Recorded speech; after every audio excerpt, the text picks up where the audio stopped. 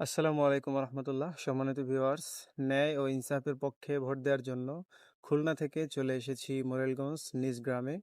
তো অনেক কষ্ট হয়েছে আজকে ভোটের দিনে গ্রামে পৌঁছাতে, কারণ অনেকগুলো বাধা অতিক্রম করতে হয়েছে, অনেকগুলো চেকপোস্ট অতিক্রম করতে হয়েছে। তারপরে আলহামদুলিল্লাহ, তারপরেও চলে এসেছি।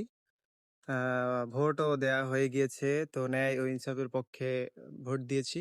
ইনশাল্লাহ এবার ন্যায় ও ইনসাফের বিজয় হবে এই প্রত্যাশা নিয়ে গ্রামে এসেছি।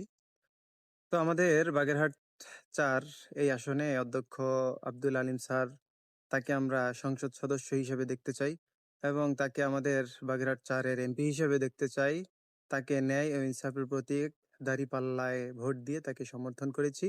দেখি শেষমেশ দিন শেষে আসলে ফলাফল কি আসে। আশা করি ইসলামের বিজয় হবে। এই আশা, এই প্রত্যাশা নিয়ে খুলনা থেকে অনেক কষ্ট করে এসেছি। যাই হোক, সবাই দেখেন আমি ভোটটি কিভাবে দিয়েছি। তো আপনারা ভিডিওটি শেষ পর্যন্ত দেখতে থাকুন।